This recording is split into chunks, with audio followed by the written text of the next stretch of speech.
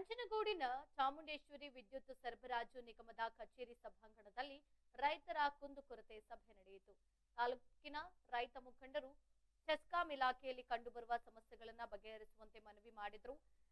ರಾತ್ರಿ ಸಮಯದಲ್ಲಿ ಜಮೀನುಗಳಿಗೆ ಸಿಂಗಲ್ ಫೇಸ್ ವಿದ್ಯುತ್ ನೀಡಲು ಒತ್ತಾಯ ಮಾಡಿದರು. ಕೃಷಿ ಪಂಪ್ ಸೆಟ್ಗಳಿಗೆ ನೀಡುತ್ತಿರುವ 7 ಗಂಟೆ ವಿದ್ಯುತ್ ಸರಿಯಾದ ರೀತಿಯಲ್ಲಿ ನೀಡುತ್ತಾ ಇಲ್ಲ. ಕಡಿಮೆ ವಿದ್ಯುತ್ನಿಂದ ಬೆಳೆ ಬೆಳೆಯಲು ಸಾಧ್ಯವಾಗ್ತಿಲ್ಲ.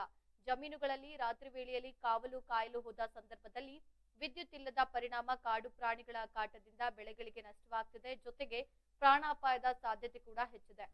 ತಾಲೂಕಿನ ಹಲವು ಗ್ರಾಮಗಳಲ್ಲಿ ವಿದ್ಯುತ್ ಪರಿವರ್ತಕಗಳಿಗೆ ಹೆಚ್ಚಿನ ಒತ್ತಡ ಕಂಡು ಬರ್ತಿದ್ದು ಸರಿಪಡಿಸುವಂತೆ ಆಗ್ರಹಿಸಿದ್ರು. ಕಟ್ಟಾಗಿದ್ದು ನಾಳೆ ದಿನ ಸಮಸ್ಯೆ ಇದ್ದಾಗ ತೊಂದರೆ ಆಗಿಬಿಡೋದು ದುರಸ್ತಾಗಿದ್ದಾಗಲೇ ಯಾವುದು ಇರೋದಿಲ್ಲ.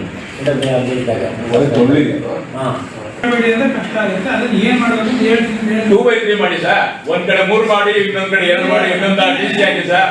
ಡಿಸ್ಕನೆಕ್ಟ್ ಆಲ್ಟರ್ನೇಟ್ ಅಲ್ಲ ಒಂದೇ ದಿವಸ ಈಗ ಅಂತದನ್ನೆಲ್ಲ ನೋಡಿ ಅದನ್ನ ಸರಿಪಡಿಸ್ಬೇಕು. ಅದಕ್ಕೆ ಏನ್ ಕ್ರಮ, ಅಥವಾ ಶಿಫ್ಟ್ ಮಾಡ್ಬೇಕು, ಅಥವಾ ವೈರ್ನ ಟೈಟ್ ಮಾಡಿಸ್ಬೇಕು, ಅದನ್ನ ಮಾಡಿ.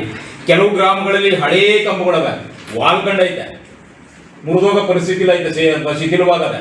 ಅಂತ ಕಂಬಗಳನ್ನ ನೋಡಿ ಅದನ್ನ ತೆರವು ಮಾಡಿ ಹೊಸ ಕಂಬಗಳು ಹಾಕಿ. ಇದಿಷ್ಟು ನನ್ನ ಪರಿಸ್ಥಿತಿ.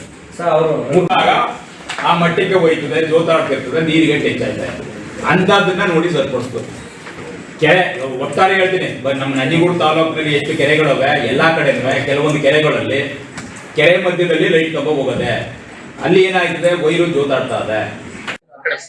ಈ ದಿವಸ ನಾವು ನಂಜನಗೂಡು ತಾಲೂಕಿನಾದ್ಯಂತ ರೈತರ ಕುಂದುಕೊರತೆ ಸಭೆಯನ್ನು ಹಮ್ಮಿಕೊಂಡಿದ್ವಿ. ಈ ಸಭೆಗೆ ನಮ್ಮ ರೈತ ಮುಖಂಡರುಗಳು, ಜಿಲ್ಲಾಧಿಕಾರಿಗಳೆಲ್ಲ ಹಾಜರಾಗಿ ನಮ್ಮ ಶಾಖಾಧಿಕಾರಿಗಳು ಮತ್ತು AWO ಅವರ ಸಮ್ಮುಖದಲ್ಲಿ ಚರ್ಚೆ ಮಾಡಲಾಗಿದೆ. ಕೆಲವೊಂದು ವಿಷಯಗಳನ್ನ ಅವರು ಗಮನಕ್ಕೆ ತಂದಿದೆ. ಸಭೆ ಗಮನಕ್ಕೆ ಮುಖ್ಯವಾಗಿ ಅದೇ ಕೆರೆ ಮಧ್ಯದಲ್ಲಿ ಹೋಗಿರ್ತಕ್ಕಂಥ ಲೈನ್ಗಳನ್ನ ಶಿಫ್ಟ್ ಮಾಡಬೇಕು ಅಂತ ಕೇಳಿಕೊಂಡಿದ್ದಾರೆ. ಮತ್ತೆ ಕೆಲವೊಂದು ಕ್ರಮ ಹೊಸದಾಗಿ ಬಂದಿರತಕ್ಕಂತ ಸ್ಕೀಮ್ ಬಗ್ಗೆ ಅವ್ರಿಗೆ ಮನವರಿಕೆ ಮಾಡ್ಕೊಳ್ಳಲಾಗಿದೆ. ಆಮೇಲೆ ದುಡ್ಡು ಕಟ್ಟಿ ನಂಬರ್ ಮಾಡಿಸ್ಕೋಬೇಕು ಅಂತ ಸ್ಕೀಮ್ ಬಗ್ಗೆ ಸದುಪಯೋಗ ಪಡಿಸ್ಕೊಳ್ಳೋಕೆ ತಿಳಿಸಿದೀವಿ. ಅವರು ಕೂಡ ಅದನ್ನು ಒಪ್ಕೊಂಡಿದ್ದಾರೆ. ನಾವು ಹಲವಾರು ಕೆಲಸಗಳನ್ನು ಮಾಡಿದ್ವಿ. ಇನ್ನು ಮುಂದೆ ಕೂಡ ಇರತಕ್ಕಂತ ಅವರು ಏನು ಗಮನಕ್ಕೆ ತಂದಿದ್ದಾರೆ ಅದನ್ನ ನೋಟ್ ಮಾಡ್ಕೊಂಡಿದ್ವಿ. ಕಾಲಮಿತಿ ಒಳಗಡೆ ಮಾಡ್ಕೊಡ್ತೀವಿ ಅಂತ ಹೇಳಿ ಅವರು ತಿಳಿಸಿದ್ವಿ. ಅಷ್ಟು ಹೇಳಿ ಈ ಸಭೆಯನ್ನು ಮುಕ್ತಾಯ ಮಾಡಿದ್ವಿ. ಅಂದ್ರೆ ಅದು ಲೋಡ್ ಶೆಡ್ಡಿಂಗ್ ಅನ್ನಲ್ಲ ಸಮಸ್ಯೆ ಅಲ್ಲಿ ಇಲ್ಲಿ ಅಂತ ಇದ್ದಾರೆ ಸರ್. 4 ಗಂಟೆ ಕರೆಂಟ್ ಸಿಗಲ್ಲ. ಇದನ್ನ ತಾವು ನಮ್ಮ ಭಾಗದಲ್ಲಿ ಸಹ ಕಾಡುಪ್ರಾಣಿ ಅವಳಿ ಅಂತ ಹೇಳಿ ನಿಮ್ಗೆ ನಾನು ಲೆಟ್ರ್ ಕೊಟ್ಟಿದ್ದೆ. ಯಾಕೆ ನಮಗೆ ಬೆಳಿಗ್ಗೆ ಕರೆಂಟ್ ಕೊಡಿ, ರಾತ್ರಿ ಟೈಮ್ ಹೋಗೋಕ್ಕಾಗ. ತಾವು ನಿಮ್ಮ ಕಚೇರಿ ಟಪಾಲ್ ಕೊಟ್ಟಿದೆ ನಿಮಗೆ ಮತ್ತು ಕಿರಣ್ ಸರ್ ಎಲ್ಲರೂ ವಾಟ್ಸಪ್ ಮಾಡಿ ಕೊಟ್ಟಿದ್ದೀವಿ. ಅದ್ರ ಬಗ್ಗೆ ನೀವು ಕ್ರಮ ವಹಿಸ್ತಿಲ್ಲ. ಆಮೇಲೆ ಸರ್ ನಿರಂತರವಾಗಿ 4 ಗಂಟೆ ಕರೆಂಟು ಬೆಳಗ್ಗೆ ಕರೆಂಟ್ ಸಿಗಲ್ಲ. ನಾನು ನೈಟ್ ಟೈಮ್ ಕೊಡ್ತಿಲ್ಲ ಸರ್, 3 ಗಂಟೆ ಕರೆಂಟ್, ಅದು ನೈಟ್ ಬರಲ್ಲ. ಯಾಕಂದ್ರೆ ನನ್ನ ಜಮೀನಿಗೆ CCTV ಕ್ಯಾಮ್ರಾ ಹಾಕ್ತೀನಿ ಸರ್. ನಾನು ನೈಟ್ ಕರೆಂಟ್ ಬಂದಾಗ ನಾನು ಕ್ಯಾಮ್ರಾ ಹಾಕಿ ನೋಡ್ತೀನಿ, ಅಲ್ಲೊಂದು ಹೋಲ್ ಬಿಟ್ಟಿದ್ದೀನಿ, ನೀರು ಬರೋದೆಲ್ಲ ಗೊತ್ತಾಗುತ್ತೆ ಸರ್. ಆಯ್ತು ಸರ್. ಆಗ ನಾನು ಜಮೀನಿಗೆ ಹೋಗೋಕ್ಕಾಗಲ್ಲ, ಯಾಕಂದ್ರೆ ಚಿರತೆ ಕಾರಣ ಅಷ್ಟಿದೆ. ನಮ್ಮ ಜಮೀನಿಗೆ ಸರ್ ಚಿರತೆ ಬಂದಿರೋದೆ, ನನ್ನ ಹತ್ರ ಪ್ರೂಫ್ ಇದೆ, ಹೆಜ್ಜೆಗಳಿಗೆ ಗುರುತಿದೆ, ಫೋಟೋ ತಗೊಂಡಿದ್ದೀನಿ. ನಾನು ನಿರಂತರವಾಗಿ ಹೇಳ್ತಿದ್ದೀನಿ ಸರ್. ಆ ಕರೆಂಟು ಸರ್ ರೀಫಂಡ್ ಮಾಡಲ್ಲ. 4 ಗಂಟೆ ಕರೆಂಟ್ ಬರುತ್ತೆ ಅಂದ್ಕೊಳ್ಳಿ, 4 ಗಂಟೆಗೆ ಸರ್ ಅರ್ಧ ಗಂಟೆ ಫಸ್ಟು ಬಂದ್ಬಿಡುತ್ತೆ ಓಪನ್ ಆದ್ಮೇಲೆ ತಿರ್ಗಾ ಅರ್ಧ 3 ಗಂಟೆ ಕರೆಂಟ್ ಇಲ್ಲ, ಮತ್ತೆ ಬರುತ್ತೆ.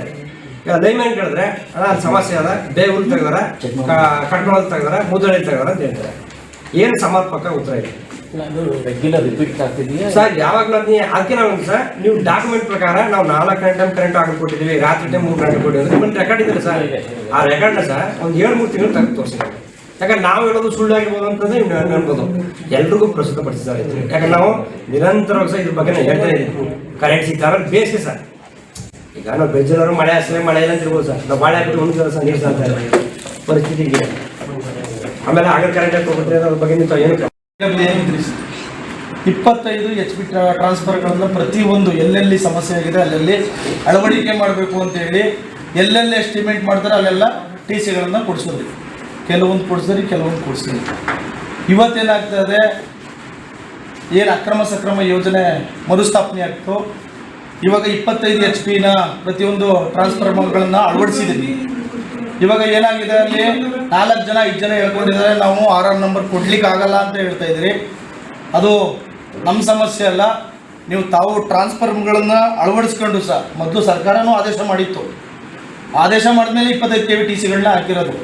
ನೀವು ಅತಿ ಹೆಚ್ಚಾಗಿ 25 KV TCಗಳನ್ನು ಅಳವಡಿಸ್ಕೊಂಡು ಪ್ರತಿಯೊಬ್ಬ ರೈತನು ಬೆಳಿಬೇಕು ಸರ್. ಇವತ್ತು ಆಹಾರ ಭದ್ರತೆ ಇಲ್ಲ ಅಂದರೆ ಏನು ನಾವೇನು ಕೂತ್ಕೊಂಡು ಏನು ರಾಗಿ ಬೆಳಿಲಿಕ್ಕಾಗಲ್ಲ, ಕಬ್ಬು ಬೆಳಿಲಿಕ್ಕಾಗಲ್ಲ, ಏನೂ ಮಾಡ್ಲಿಕ್ಕಾಗೋದಿಲ್ಲ. ಆ ರೈತ ಏನಾದ್ರು ಬೆಳೆದ್ರೇ ಇವತ್ತು ಏನಾದ್ರು ಆಗ್ಲಿಕ್ಕೆ ಸಾಧ್ಯ. ಆಹಾರ ರಕ್ಷಣೆ ಜಾಸ್ತಿ ಆಗಬೇಕಾಗುತ್ತೆ. ಹಾಗಾಗಿ ನಾವು ಹೇಳೋಂಥದ್ದು, ನೀವು ವಿದ್ಯುತ್ತನ್ನು ಸಮರ್ಪಕವಾಗಿ ಕೊಟ್ಟರೆ ನಾವು ರೈತರು ಬೆಳೆಯೋಕ್ಕಾಗೋದು. ಇವತ್ತು ಮಳೆ ಇಲ್ಲದೆ ಭಾಳ ಕಂಗಾಲಾಗಿದ್ದೀವಿ. ಹಾಗಾಗಿ 25 KV TC ಪ್ರತಿಯೊಬ್ಬ ರೈತನಿಗೂ ಬೇಕು ಸರ್. ನೀವು TCನ ಇನ್ನೂ ಹೆಚ್ಚಾಗಿ ಬೇಕಾದ್ರೆ ಸರ್ಕಾರಕ್ಕೆ ಕೇಳ್ಕೊಳ್ಳಿ. ನೀವು TCಗಳನ್ನು ಅಳವಡಿಕೆ ಮಾಡ್ಕೊಂಡು ಏನು 4 ಜನ 5 ಜನ ಹೇಳ್ಕೊಂಡಿದ್ದಾರೆ, ಓವರ್ಲೋಡ್ ಎಲ್ಲೆಲ್ಲಾಗಿದೆ ಅಲ್ಲಿ ಸಮಸ್ಯೆಗಳನ್ನು ಬಗೆಹರಿಸುವಂಥ ನಿಟ್ಟಿನಲ್ಲಿ ಕೆಲಸ ಮಾಡಿ ಅವ್ರನ್ನೂ ಅಕ್ರಮ ಸಕ್ರಮ ಯೋಜನೆಗೆ ತಾವು ಪುನಃ ಇದು ಮಾಡಿಕೊಂಡು ಆ ರೈತನಿಗೂ ಸಹ ಬೆಳೆ ಬೆಳಿಲಿಕ್ಕೆ ಅನುವು ಮಾಡಿಕೊಡ್ಬೇಕು ಸರ್. ಒಂದು ಪ್ರಸ್ತುತ ಈ ಸಭೆಯಲ್ಲಿ ಅದು ಬೇಡ ಬೇರೆ ತವನ್ನ ಮಾತಾಡ್ತೀವಿ. ಆದ್ರಿಂದ ವಿದ್ಯುತ್ ಇಲಾಖೆ ಮತ್ತು ಅರಣ್ಯ ಇಲಾಖೆ ಹೊಂದಾಣಿಕೆಯಾಗಿ ಹೋಗ್ಬೇಕು. ಅವರು ಗಿಡ ನೆಡೋದು, ನೀವು ಕಡಿಯೋದು, ನಮಗೆ ನಷ್ಟ ಆಗದ ರೀತಿಲಿ ವ್ಯವಹಾರ ಮಾಡಿ ಅಂತ ನಾನು ಈ ವಿಚಾರವನ್ನು ಸಭೆಗೆ ಇಡ್ತೀನಿ. ನೀವು ಸರ್ಕಾರಕ್ಕೂ ಇದನ್ನ ಇಡಬೇಕು. ಬೆಳೆ ಹಾಕ್ಬಿಟ್ಟಿರ್ತಾರೆ, ಮಧ್ಯದಲ್ಲಿ ತಂದ್ಬಿಟ್ರೆ ಅವ್ರ ಜೀವನಕ್ಕೆ ತೊಂದರೆ ಆಗುತ್ತೆ. ಅದಕ್ಕೆ ನೋಡಿ ಅಪ್ಪ ಹಿಂಗಿದೆ, ನೀವು ಮಾಡ್ಕೊಳ್ಳಿ, ಒಂದು 10 ದಿವಸ 15 ಮಾಡ್ಕೊಳ್ಳಿ ಅಂತ ಫಸ್ಟ್ ಪ್ರಿಫರೆನ್ಸ್ ನಿಮ್ಗೆ ತಿಳಿಸಿ ಹೇಳ್ತಾರೆ. ಅದನ್ನ ಮಾಡ್ತಾರೆ. ಏನು ಇಸ್ಕೊಂಡಿದ್ದಾರೆ, ಏನು ನೀವು ಒಂದು ಕಮಿಟ್ಮೆಂಟ್ ಏನೇನು ಮಾತಾಡ್ತಾರೆ ಅದು ಎಲ್ಲರೂ ಒಂದೇ ಥರ ಇರಲ್ಲ.